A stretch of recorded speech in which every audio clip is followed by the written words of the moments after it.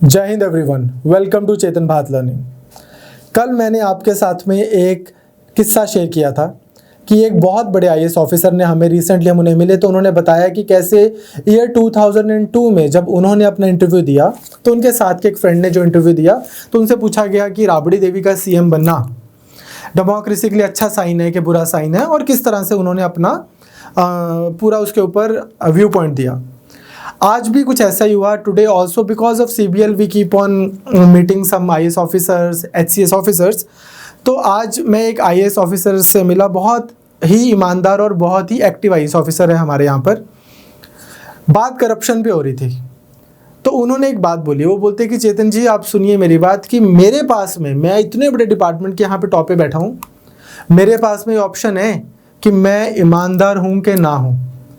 ये जो नीचे के स्टाफ मेंबर्स हैं इनके पास में तो ऑप्शन ही नहीं है। अगर मैं ईमानदार नहीं हूं तो ये सारा का सारा डिपार्टमेंट जो है ये कैसे काम करेगा? या तो ये ईमानदार नहीं रहेगा, ऑनेस्ट नहीं रहेगा, या फिर एफिशिएंट नहीं रहेगा।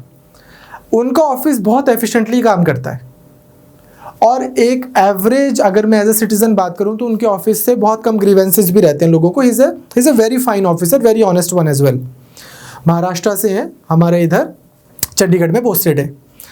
पॉइंट बीइंग, आप जिस एग्जाम की तैयारी कर रहे हैं, IAS, IPS, IRS, HCS, आपके ऑनेस्ट होने से पूरी की पूरी प्रणाली, पूरा सिस्टम एफिशिएंट हो सकता है, पूरा का पूरा सिस्टम ऑनेस्ट हो सकता है।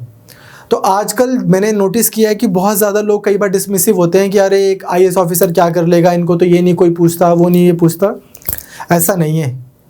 एक normal IAS officer, normal IPS officer, Haryana civil services, Punjab civil services, अगर आप अपनी डे टू डे जॉब, आपको ऐसा नहीं है कि मूवीज की तरह सब कुछ सिस्टम चेंज करने के लिए निकल जाना रोड पे।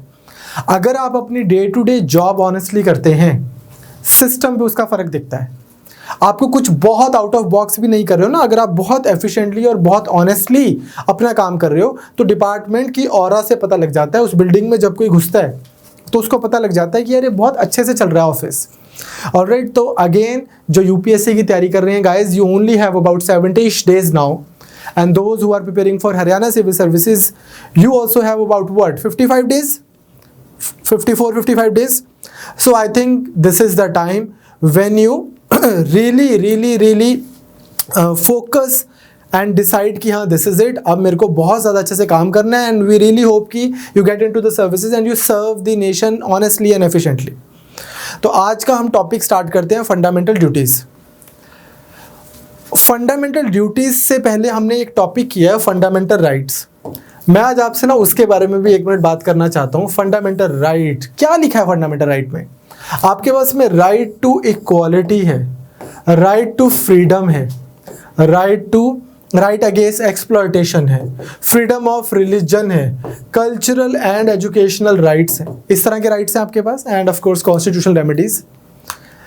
मैं आपको एक बात बताऊं, otherwise I don't mean to like convert you into like ऐसे हाइपर वोक और something, but don't take them as rights, take them as duties.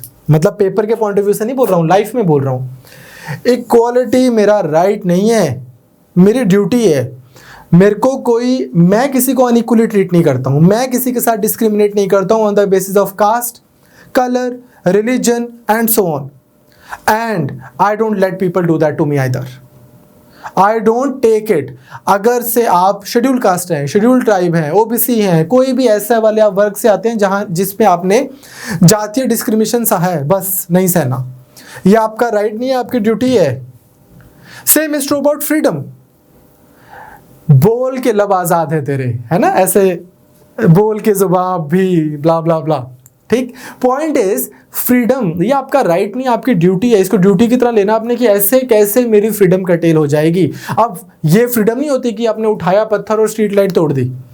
Freedom of thought, expression, जो आपको राइट, रीजनेबल रिस्ट्रिक्शन के साथ राइटफुल आपकी freedom है। Same is true about exploitation. We are not exploiting anyone, and we are not letting anyone exploit us. We are not infringing, or we are not kind of marginalizing anyone. in terms of religious freedom, and we are not letting anyone do that to us either. ये मैंने पढ़ा दिया, आपने पढ़ लिया, यहाँ पे बात ख़त्म ना हो जाए। लाइफ में भी आपको ये पता हो कि यार ये मेरे राइट्स तो हैं, as a citizen, as a human being मेरी ड्यूटीज़ भी हैं। कहीं से तो आए हैं ना राइट्स, कहाँ से आए हैं? मानव की चेतना से। तो आपको अदरवाइज मैं बोलना चाहता हूँ कि फंडामेंटल ड्यूटीज़ अलग हैं, राइट्स अलग हैं, fundamental rights. But I would say कि आप इसको लाइफ में ऐसे नहीं कि यार राइट्स हैं मिल तो रहे नहीं, ड्यूटीज़ हैं करके रहेंगे, ठीक, इक्वालिटी है इंश्योर करके रहेंगे, and then so on. Anyways, वापस आते हैं फंडामेंटल ड्यूटीज़।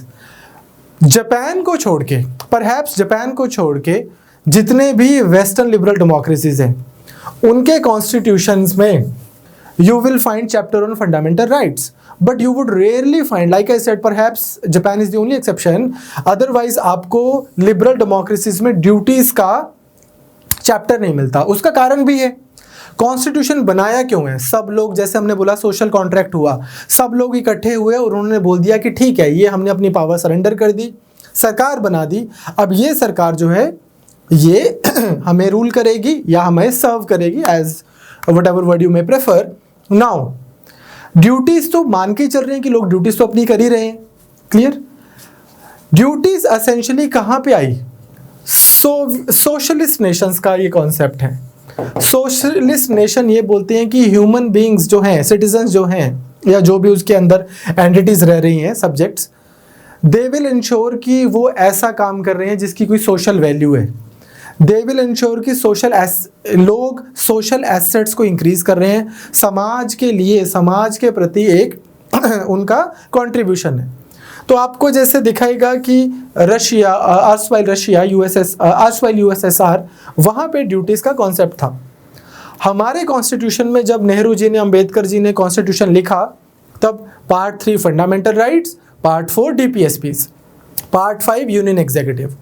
लेकिन 42nd अमेंडमेंट के बाद, 42nd अमेंडमेंट कब हुई? इंदिरा गांधी जी ने 1976 में जब कॉन्स्टिट्यूशन को अमेंड किया, तब एक नया आर्टिकल डाला गया कॉन्स्टिट्यूशन में, 51A। कल हमने 51 पे ख़त्म किया था डीपीएसपी, 51A, और एक नया पार्ट डाला गया 4A, और यहाँ से डाले गए नए प्रोविजन जिनको हम बोलते हैं फंडामेंटल ड्यूटीज़। तो पहला तो आपको यही पता हो कि ये 42nd अमेंडमेंट से डला है, आर्टिकल 51A में दिया हुआ है, पार्ट 4A है। क्यों आई ये ड्यूटीज़ हमारे कॉन्स्टिट्यूशन में?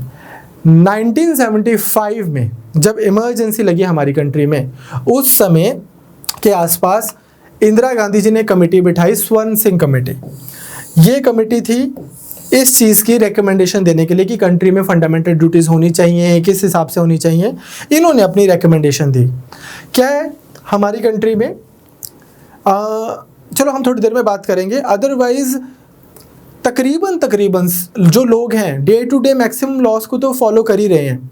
कुछ लॉस का जब पता ही नहीं है तो बात अलग है, पर मोटा मोटा लॉस को फॉलो कर लेते हैं। बट फिर भी ऐसा होता है कि जैसे जब से सरकार कुछ करती है and then people don't like it, so people start agitations. अब वो एजिटेशंस ना किसी भी तरीके के हो सकते हैं। फॉर एग्जांपल, CAA के अगेंस्ट कोविड से पहले शाहीन बाग में एजिटेशन चलते थे, तो उस पर सुप्रीम कोर्ट ने भी एक बात बोली थी कि आपको क्या करना है, आपके पास पक्का बिल्कुल राइट है कि आप प्रोटेस्ट कर सकते हैं सरकार की किसी पॉलिसी के against, but that does not mean कि आप बीच चौराहा रोक के बैठ जाएंगे। सुप्रीम कोर्ट ने बोला कि आपको, not everybody may identify with your cause, तो आप जो मेन पब्लिक एरिया है उसको तो आप छोड़िए, कोई एक डेजिग्नेटेड जगह पे आप बैठ जाइए। आप प्रॉपर सरकार के खिलाफ नारे दीजिए, धरने दीजिए, लोगों को पैम्फलेट दीजिए, बताइए कि ये देखो कितना गलत हो रहा है, बट आप पब्लिक न्यूसेंस नहीं क्रिएट कर सकते।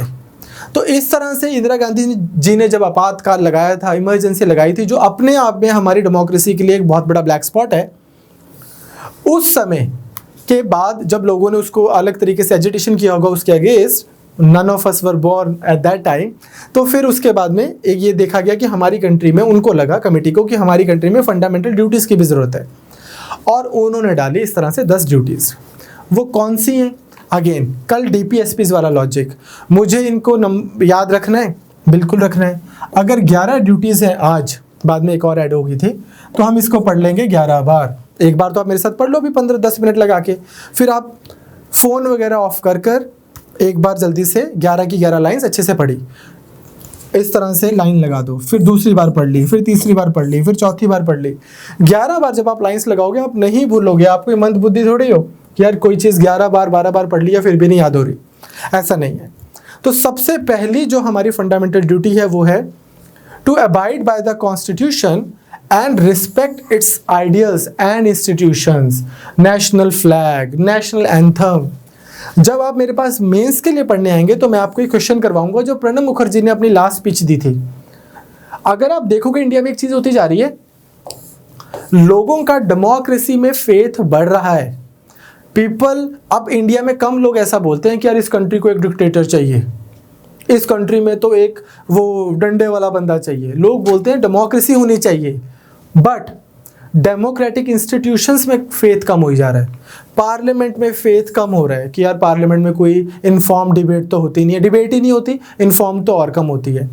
एग्जीक्यूटिव्स में भी अनफॉर्चुनेटली फेथ कम होता जा रहा है। वो so there are so many problems, लोग पार्टीज चेंज कर लेते हैं मिनिस्ट्रीज के लिए एंड देन सो ऑन।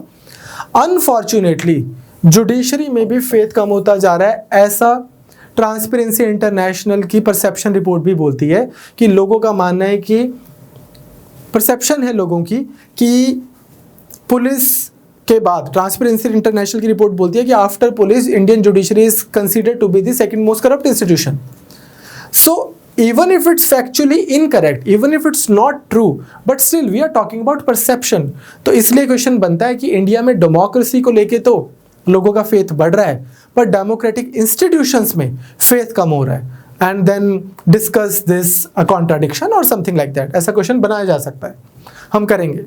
तो पहला तो ये है कि आपको नेशनल एंथम की रिस्पेक्ट करनी है, नेशनल फ्लैग की रिस्पेक्ट करनी है। आपको याद होगा नेशनल एंथम की रिस्पेक्ट से रिलेटेड तो बहुत सारी जजमेंट्स भी आई हैं कुछ टाइम पहले, उनको लेके भी कंट्रोवर्सीज हुई हैं। फॉर एग्जांपल कुछ खुशी कुछ गम मूवी में वो आता है ना, एक बच्चा एंड में वो नेशनल एंथम बजता है इंडिया का, तो एक जज ने बोला था कि किसी ने बोला कि यार जब ये नेशनल एंथम बजता है तो सब लोगों को थिएटर में खड़े होना चाहिए।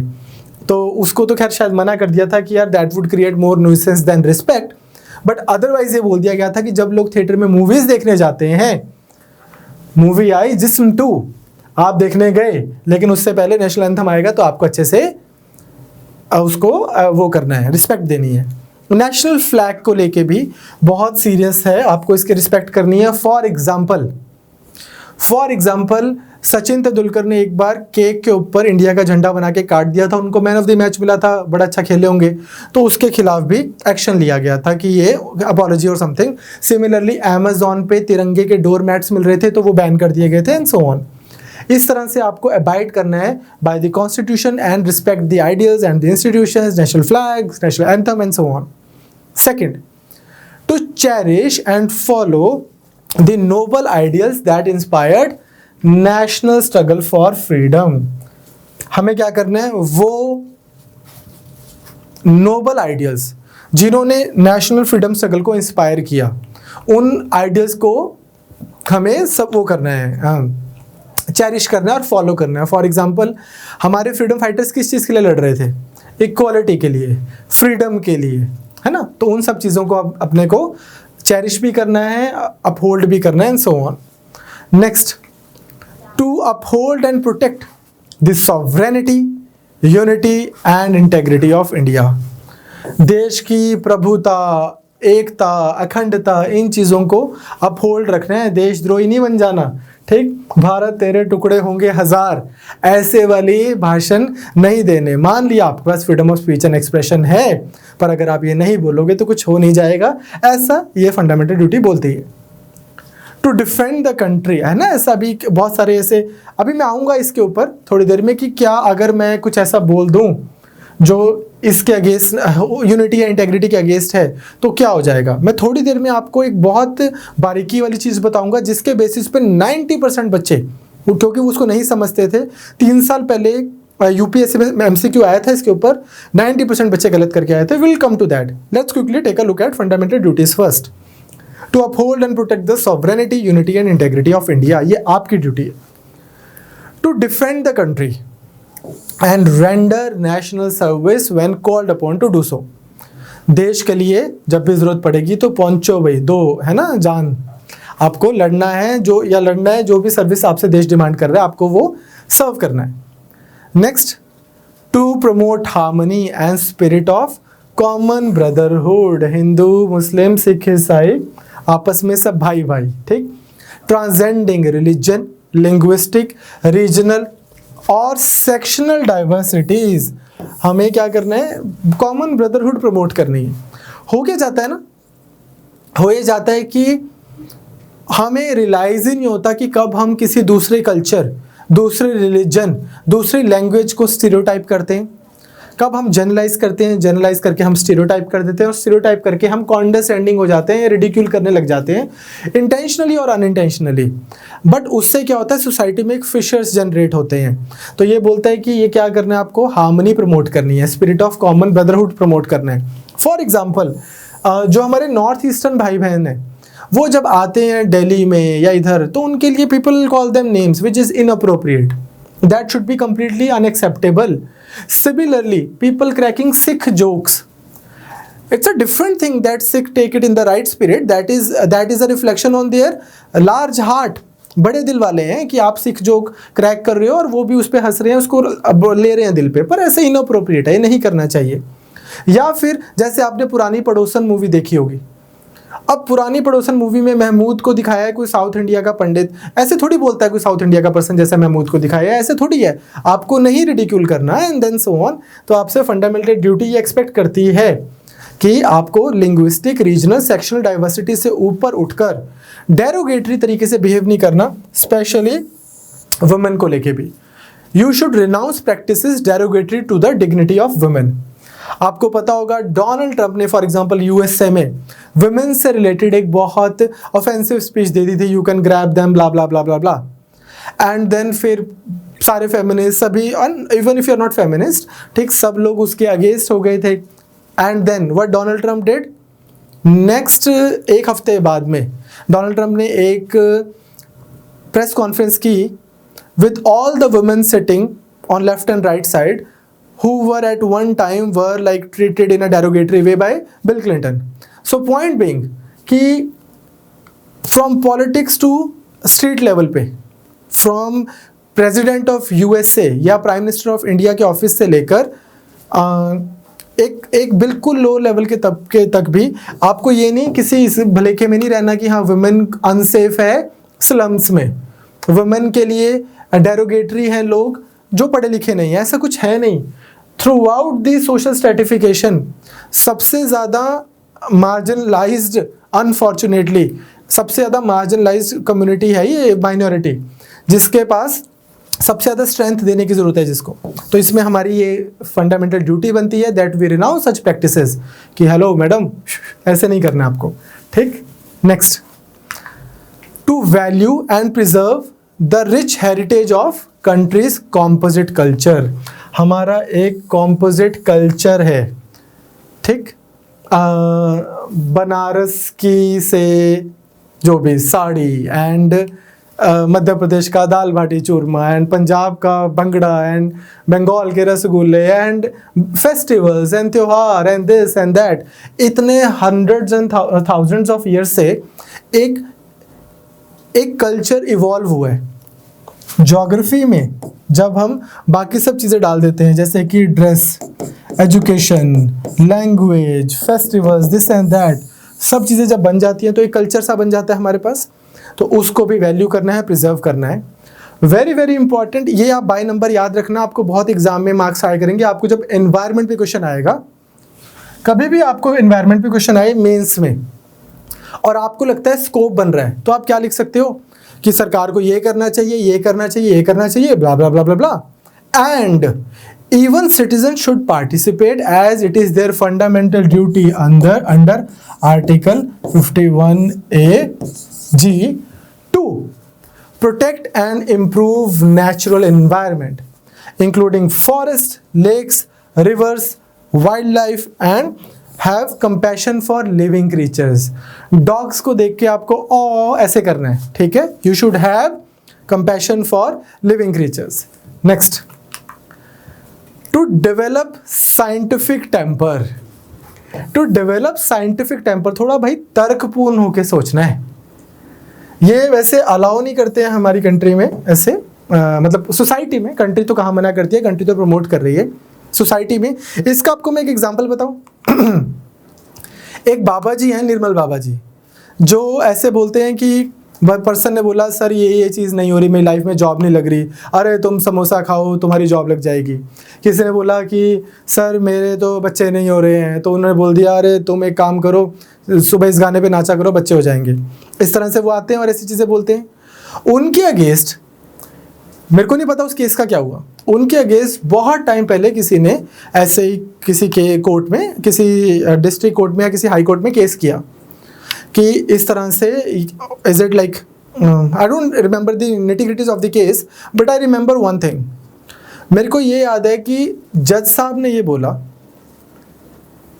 या किसी बहुत बड़े जर्नलिस्ट ने कॉलम में ये लिखा, either way it is true, उन्होंने बोला कि ये क्या बोल रहे हैं कि यार समोसा खाओ तो जॉब लग जाएगी, या कोल्ड ड्रिंक पियो तो आपको करियर में प्रमोशन मिल जाएगी, ये तो लोगों को बेवकूफ़ बना रहे हैं, clearly he is a con man.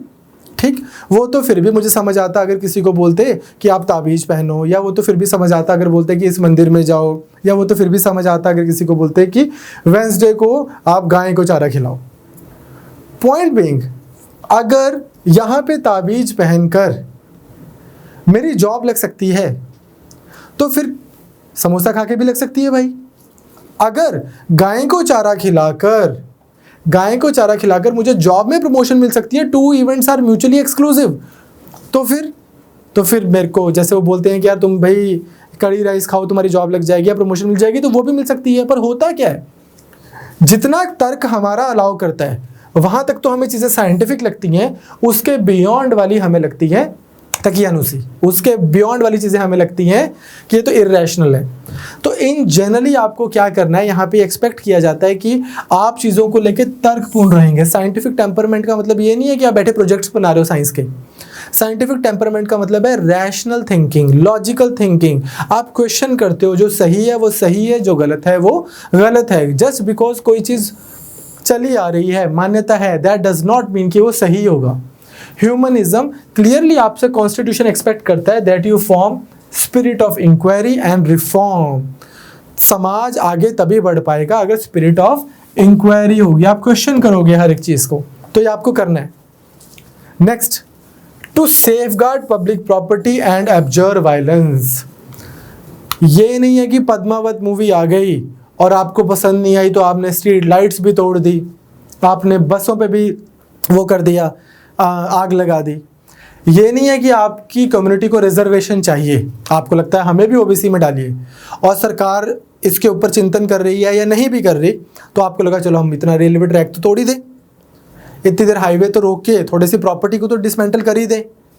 तो दिस काइंड ऑफ एक्टिविटीज़ आपसे एक्सपेक्ट किया जाता है कि आप नहीं करेंगे, आपकी ये फंडामेंटल ड्यूटी है to safeguard public property. भाई किसी, थिंक अबाउट इट, मैं गया, मैंने रेलवे लाइन से वो ट्रैक सा निकाला, हटा दिया, और मेरी फोटोज़ भी वायरल हो रही हैं, लोग भी बहुत खुश हैं, ये देखो जी वाह रेलवेज रोक दी।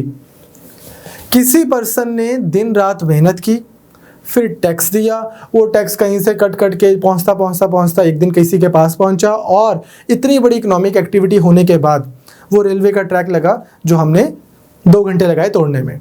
इनफैक्ट मैं आपको जब मेंस के लिए पढ़ाऊंगा तो एक स्कॉलर है, आई थिंक उनका नाम है भिकू पारेख, ठीक, शायद उन्हीं की स्टेटमेंट है, मेरे को एग्जैक्टली रिकॉल नहीं आ रही वो, स्कॉलर जिन्होंने आइडिया दिया है सॉफ्ट स्टेट का, मेरे दिमाग में नहीं आ रहा अभी उनका नाम, ठीक, सोशियोलॉजी वाले ज़्यादा पढ़ते हैं उसको।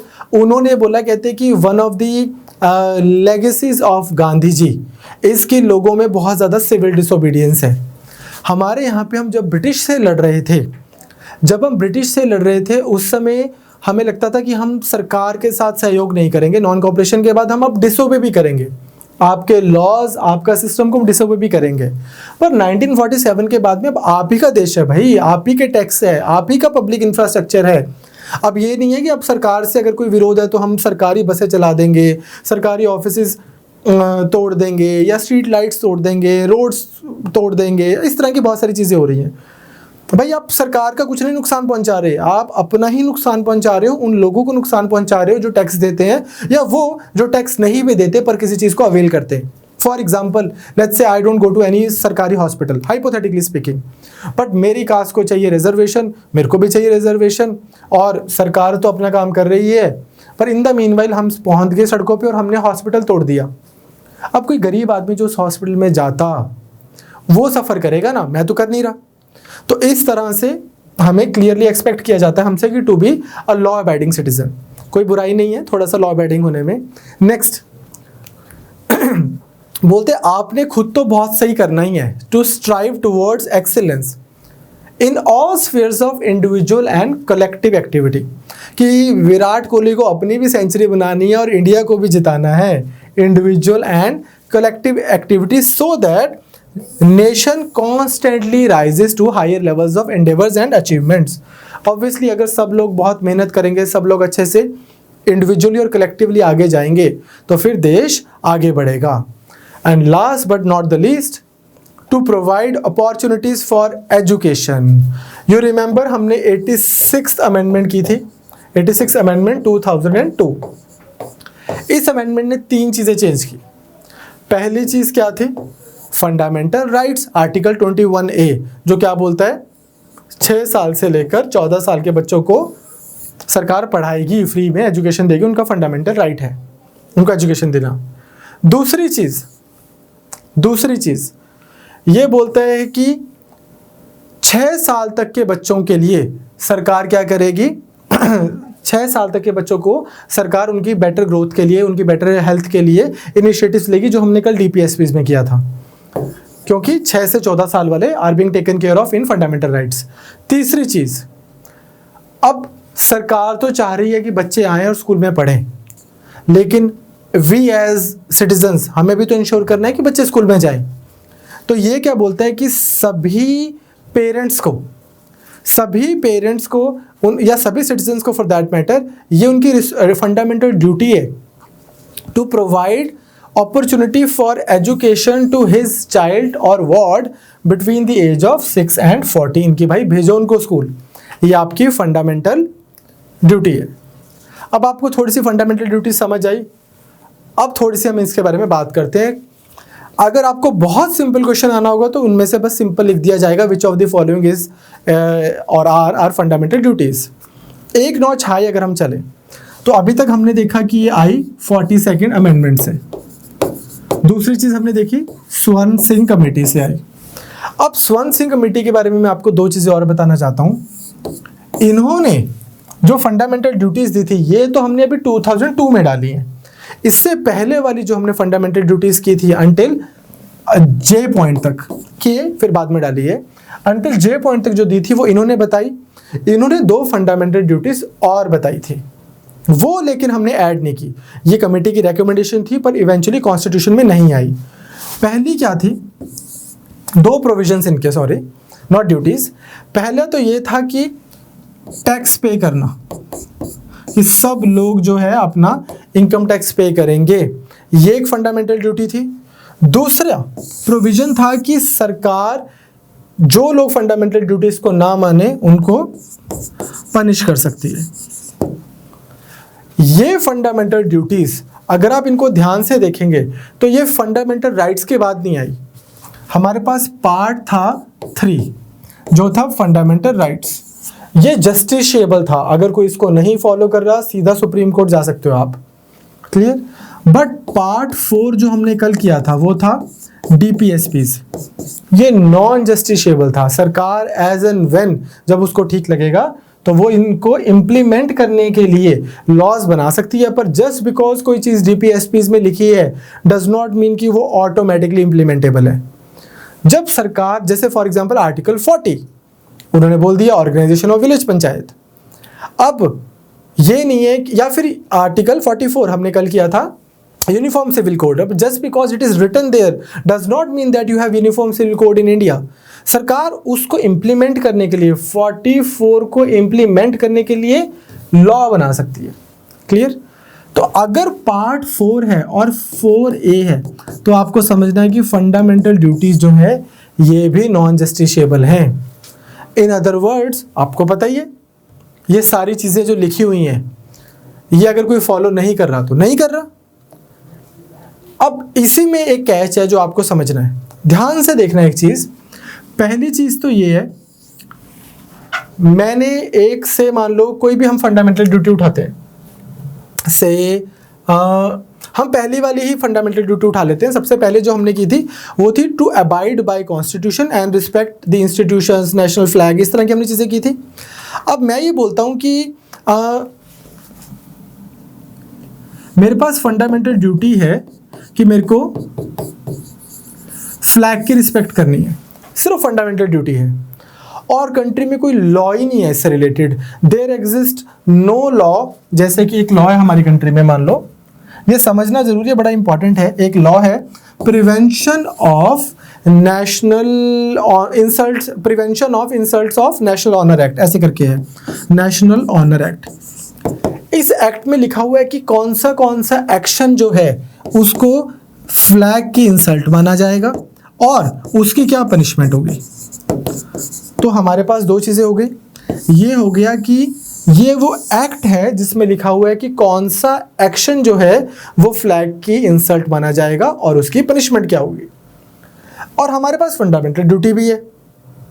मैं आज एक काम करता हूँ, मैंने काम किया, मैंने यहां से ये फंडामेंटल ड्यूटी ही हटा दी। अब क्या होगा, मैंने फंडामेंटल ड्यूटी हटा दी और मैं नेशनल फ्लैग की इंसल्ट करता हूं, तो क्या होगा, ये एक्ट एग्जिस्ट करता है, मेरे को इस एक्ट के हिसाब से पनिशमेंट मिलेगी। लेकिन मैंने एक दूसरा काम किया, मैंने यहां पे दोबारा फंडामेंटल ड्यूटी तो लिख दी कि आपको क्या करना है, नेशनल फ्लैग की रिस्पेक्ट करनी है, बट मैंने क्या किया, मैंने यहां से ये हटा दिया।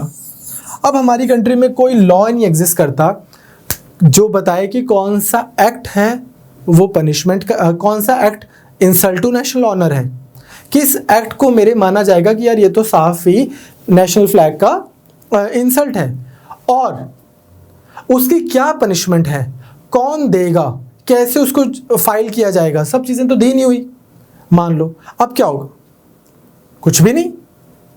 सिमिलरली आपको यही समझना है, बेसिकली मेरा कहने का मतलब क्या है कि अगर आपके पास कोई फंडामेंटल ड्यूटी है और उस फंडामेंटल ड्यूटी को अगर इंप्लीमेंट करने के लिए आपको एक एक्ट चाहिए, अगर वो एक्ट एग्जिस्ट करता है तो आपको उस एक्ट के हिसाब से पनिशमेंट मिलेगी अगर आप उसको फॉलो नहीं कर रहे। बट अगर एक्ट ही नहीं एग्जिस्ट करता तो फंडामेंटल ड्यूटी अपने आप में ये नहीं है कि बिकॉज वहां पे लिखा हुआ है और आपने फॉलो नहीं किया तो अब आपने कोई पाप कर दिया। You understand. अब यही देखो ना आप, टू डेवलप साइंटिफिक टेम्पर, अब मेरा साइंटिफिक टेम्पर है या नहीं है कैसे पता लगेगा, बट अगर से हमारी कंट्री ने कोई लॉ बना दिया कि आपको इर्रेशनल ऐसी हरकतें नहीं करनी, बलि नहीं देनी है। अब अगर बलि देना ये एक वो माना जा रहा है, क्राइम माना जा रहा है, इसकी पनिशमेंट है, तो फिर अब मेरे को पनिशमेंट होगी। You understand. लेकिन मैं एक उसकी दूसरी चीज़ बोल रहा हूँ, ये बड़ा अच्छा बड़ा ट्रिकी क्वेश्चन बनाया था यूपीएससी ने 2-3 साल पहले, इसलिए मैं आपको बता रहा हूँ। 3 चीज़ें देखो आप, हमारी कंट्री में इनकम टैक्स एक्ट होगा कोई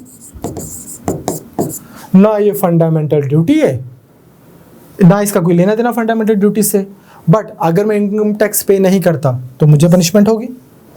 तो ये नहीं है कि सिर्फ फंडामेंटल ड्यूटीज़ पे आके आपकी रिस्पॉन्सिबिलिटीज़ खत्म हो जाती हैं कि यार जो आपसे एक्सपेक्ट किया जा रहा है वो फंडामेंटल ड्यूटीज़ में लिख दिया। नो, सरकार लाखों हज़ारों सैकड़ों जो भी लॉज बनाएगी अलग अलग तरीके के।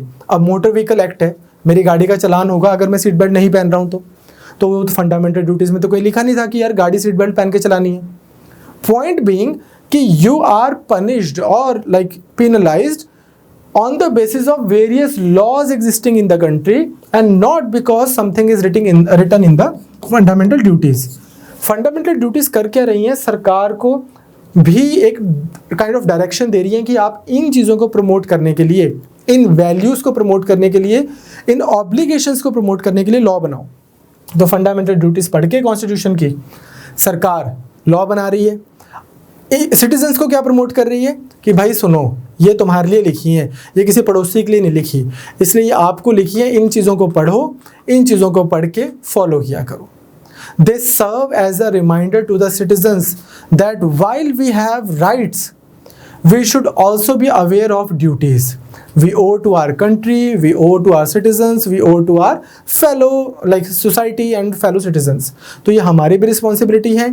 एक वार्निंग भी दे रहे हैं anti national and anti social activities के लिए कि यार बर्निंग ऑफ नेशनल फ्लैग जो है इंसल्ट में आ रहा है, नेशनल फ्लैग उसके इंसल्ट टू नेशनल ऑनर्स में, तो आप वो नहीं करोगे. You understand. लेकिन आपको जो मेन समझना है वो यही समझना है कि इससे मान लो मैंने काम किया, सरकार ने काम किया, ये लास्ट अगर आपको चीज़ समझ आ गई तो आपको सब समझ आ गया. मान लो आज एक काम हुआ, हमारी कंट्री में एक फंडामेंटल ड्यूटी ऐड की गई,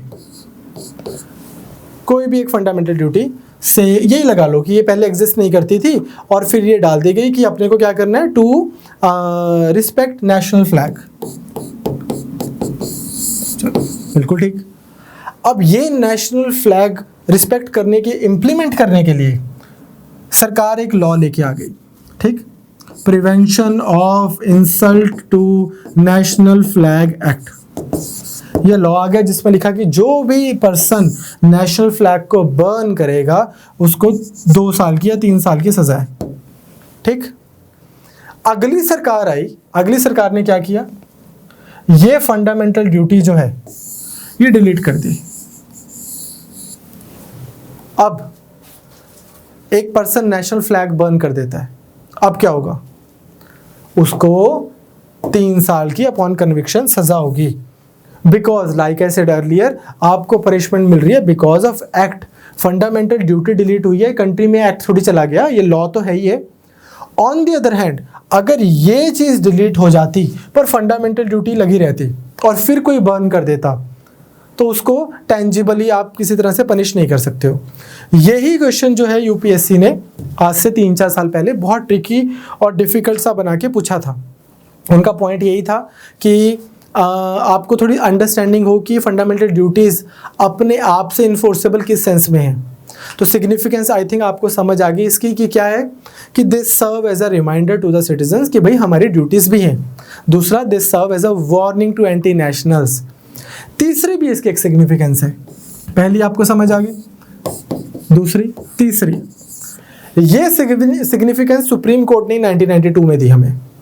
सुप्रीम कोर्ट बोलते हैं कि मतलब नॉट इन दीज वर्ड्स, मैं आपको समझाने के लिए बोल रहा हूँ, जो उन्होंने 39B और C के केस में बोला. कहते यार अगर सरकार कोई फंडामेंटल ड्यूटी इंप्लीमेंट कर रही है और उस ड्यूटी को इंप्लीमेंट करने के लिए सरकार कोई लॉ लेके आती है और वो लॉ जो है वो फंडामेंटल राइट आर्टिकल 14 या 19 इनसे मतलब इनको थोड़ा इनका जो स्कोप है उसको कर्टेल कर रहा है. फंडामेंटल ड्यूटी ला रहे हैं, इंप्लीमेंट कर रही है सरकार और आपके फंडामेंटल राइट या आपकी फ्रीडम को कर्टेल कर रहा है. तो सरकार, supreme court may consider it as reasonable restriction. कि ये ज़रूरी नहीं है, सरकार हो सकता है कि सुप्रीम कोर्ट बोले कि हाँ यार ठीक है ये आप कर दो, कोई प्रॉब्लम नहीं है. रीजनेबल रिस्ट्रिक्शन इसको कंसीडर किया जा सकता है. क्लियर. तो आपको इसकी सिग्निफिकेंस अच्छे से पता हो. पहला, एक सिटीजन्स को अवेयर करता है. दूसरा, वार्निंग देता है एंटी नेशनल्स को. तीसरा, सुप्रीम कोर्ट को हेल्प करता है कॉन्स्टिट्यूशन को बेटर इंटरप्रेट करने के लिए. एंड गवर्नमेंट को तो हेल्प करता ही है कि उनको पता हो कि कौन से वैल्यू सिस्टम को हमने आगे लेके जाना है. आपको कुछ प्रॉब्लम लगी लेकिन इससे फंडामेंटल ड्यूटीज़ में प्रॉब्लम्स काफ़ी हैं. पहली तो यही है कि से हमारे पास एक फंडामेंटल ड्यूटी है to cherish and follow the noble ideals that inspired national freedom struggle. अब नोबल आइडियल्स अगर हम सिर्फ कांग्रेस का भी टाइम लें, 1885 से लेकर और 1947 देश आज़ाद हुआ है, अलग अलग विचारधाराओं के लोग अलग अलग तरीके से लगे हुए थे. तो हम किस चीज़ को बोलें कि कौन सी चीज़ जो है वो noble ideal of freedom struggle है, कौन सी नहीं है. Similarly to value and preserve the rich heritage of country's composite culture. किस चीज़ को आप कंट्री का कॉम्पोजिट कल्चर मानोगे? क्या वेजिटेरियनिज्म कंट्री का कॉम्पोजिट कल्चर का पार्ट है कि नहीं है? And then idol worship, this that, मतलब बहुत सारी चीज़ें हैं जिसमें बहुत सब्जेक्टिव हैं और बहुत इंटेंजिबल हैं. Similarly to develop spirit of inquiry and reform. अब इसको आप कैसे इंश्योर करोगे, ये तो एक बहुत अलग सा तरीका है इस चीज़ को मैनेज करने का। या to strive towards excellence in all spheres of individual life. आप किसी को कैसे बोलोगे कि तू स्ट्राइव कर to be an excellent person, ठीक। आप अब या तो सबको फ्रेडरिक नीचा पढ़ाओगे, तो आपको ये समझ आए सिग्निफिकेंस के साथ साथ में लिमिटेशंस भी। अब last but not the least, Verma committee. ये आपको अगर कभी भी आता है पेपर में, जब हमारे संविधान के 50 साल हो गए थे, 50 ईयर्स पे, एक वर्मा कमेटी बिठाई गई। इस कमेटी का ये पर्पस था कि आप चेक कीजिए, आई थिंक 1999 में, हाँ 1999 में 50 ईयर्स के आसपास ये बोला गया कि आपको ये चेक करो कि हमारे पास फंडामेंटल ड्यूटीज़ को इम्प्लीमेंट करने के लिए लीगल प्रोविजंस हैं। तो इन्होंने फिर उनको लिस्ट आउट किया कि हाँ हमारे पास बहुत सारे लॉज हैं जो फंडामेंटल ड्यूटीज़ को इम्प्लीमेंट कर देते हैं। For example, prevention of insults to national honour act 1971, ये क्या कर रहा है, constitution of India, national flag, national anthem की रिस्पेक्ट को इंश्योर कर रहा है। सिमिलरली बहुत सारे क्रिमिनल लॉज हैं जो लोगों को पनिश करते हैं if they are distinguishing on the basis of race, place of birth and so on.